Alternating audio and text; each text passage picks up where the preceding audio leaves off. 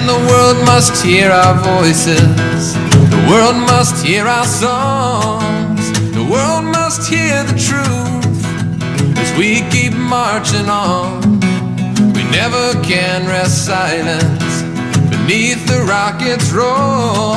We must sing our songs of freedom for now and evermore. Welcome to Voices of Change, a project of Community Shares. Our show seeks to inform you about community shares, our member groups, and the world of progressive social change. My name's Shelley Wascom, and I'm your host. And today we're really happy to have with us Angela Garrone with the Southern Alliance for Clean Energy. Welcome, Angela. Thanks for having me. Thanks for being here. Thanks. And Angela was just telling me before we started that she is new to Southern Alliance for Clean Energy, also known as SACE by some people. So, but tell us, for people who don't know anything, what does the Southern Alliance for Clean Energy do? What is that about? Well, we're about clean energy, and we've been working in the Southeast for the past 25 years, working to promote healthier environments, a cleaner energy future. Our home base is here in Knoxville, and we also have offices in Asheville, North Carolina, and Atlanta, Georgia.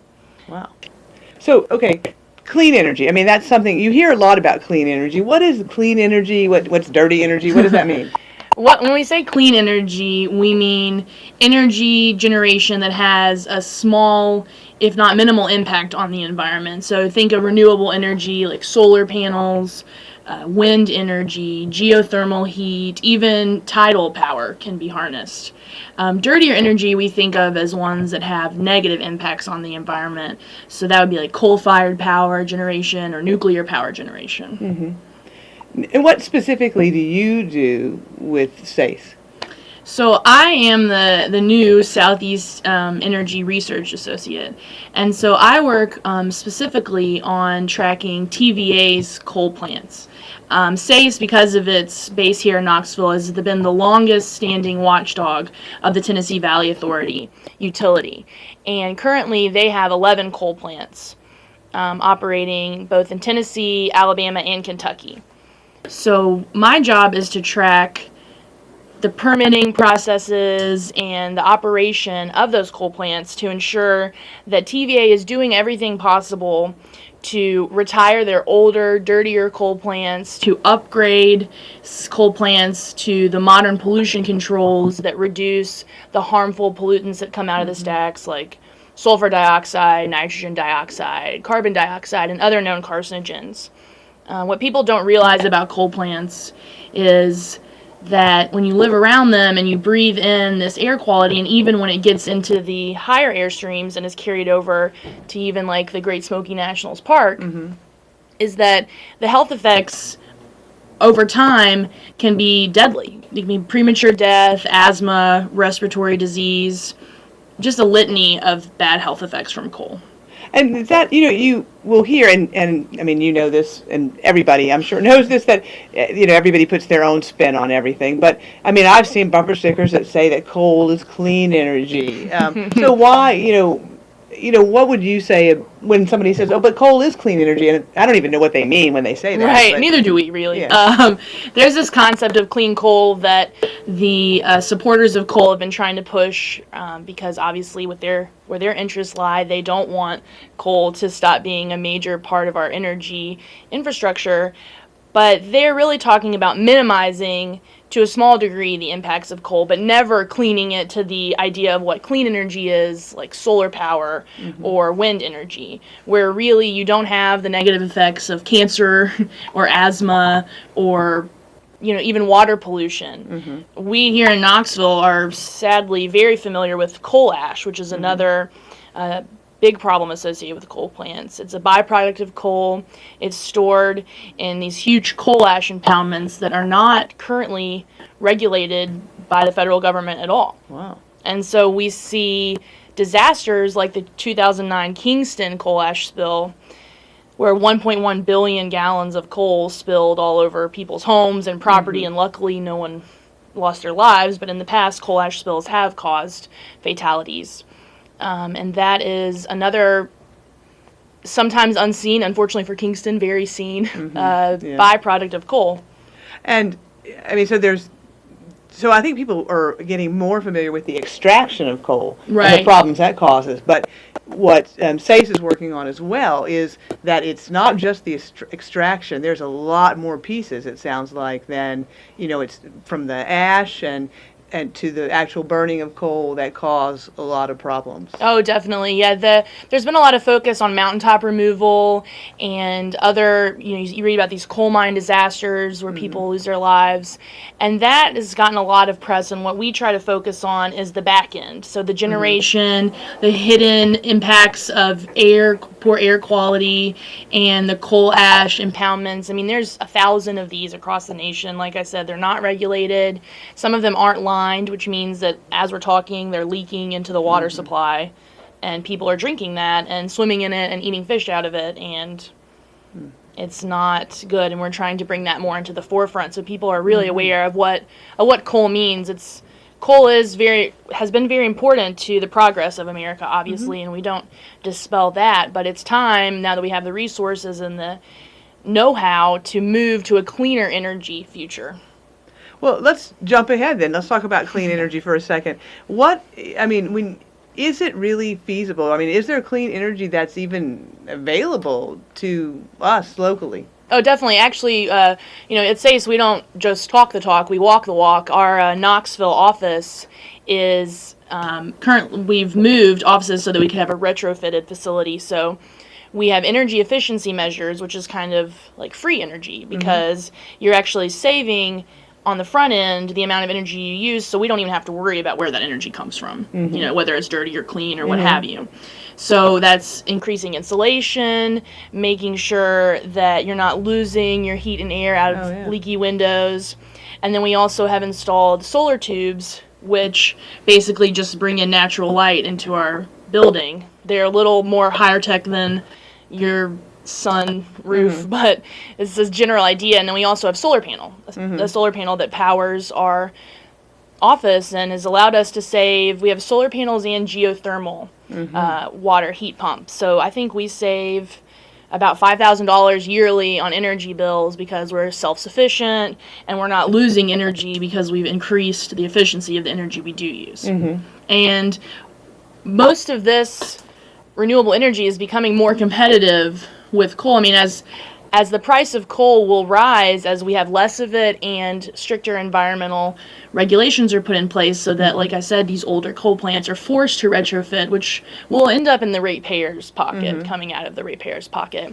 So if we can invest a little up front and maybe more expensive infrastructure, then we save money down the road. And so if you're willing to see that forward thinking, then you can really help yourself and others.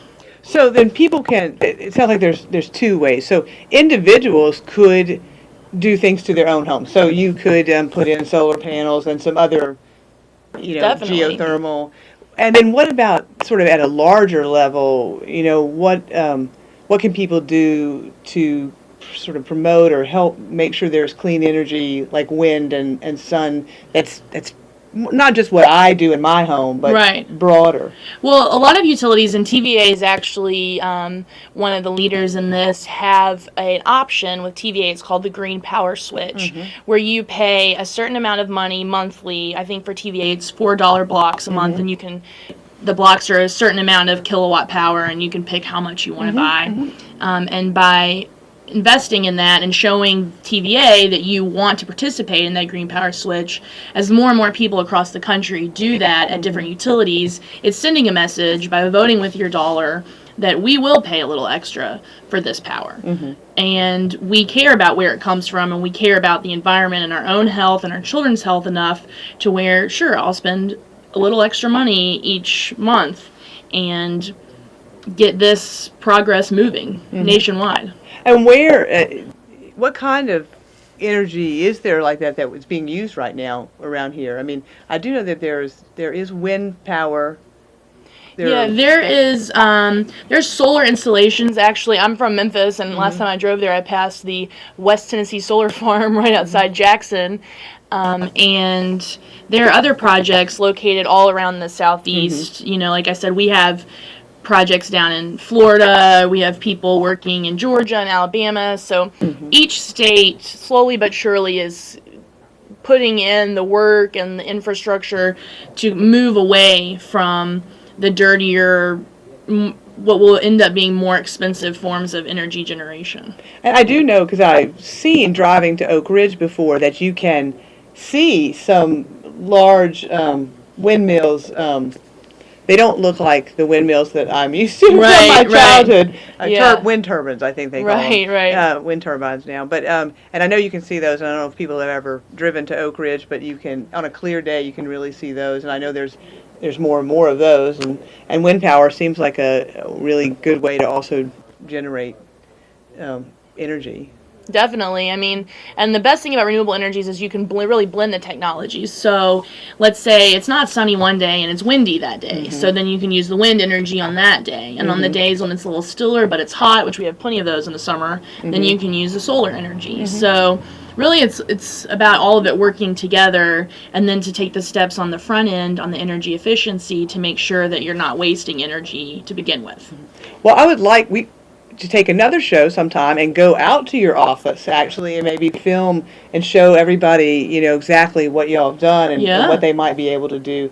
So if a person was interested in figuring out how to either make their house more efficient by, you know, dealing with the things you can do on your own or having solar power, I mean, can they learn more about that from SACE? Definitely. We have our website is cleanenergy.org, and on there are a bunch of fact sheets about renewable energies and the high-risk energies like coal and nuclear, and also tips on energy efficiency. SACE works in 5 broad program areas that includes energy efficiency, clean energy, clean fuels and transportation, renewable energy, and climate action. So all of that is on the website.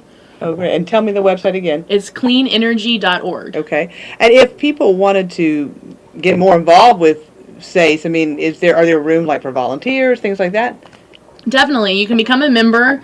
We are a member-based, funded organization, and we also have community actions that you can take part in, whether it's sending a letter to a congressman or representative, or I know in the past we've had a 5K to benefit clean air. So if you go on the website and look for any opportunity, we're always glad to have partners in fighting the good fight. That's great. And I do also know, I don't know if there's any UT students watching, but you do have a partnership with a group at UT as well, right? Yeah, we have the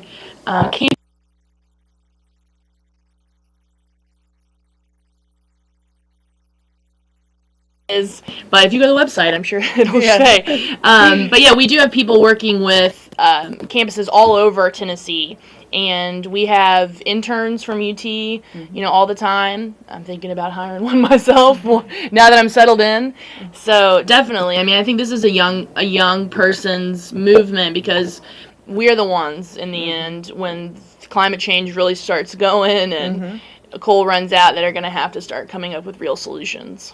So if you want to intern, Angela Garrone. Well, we will. We are going to come out another time and come see your office. Sure. But thank you very much for being here, and welcome to Knoxville. Thank you. I hope you like it here, and thanks again just for being on the show and for giving us some great information. Yeah, thank you for having me and having me on the show. All right, until next time, thanks for watching.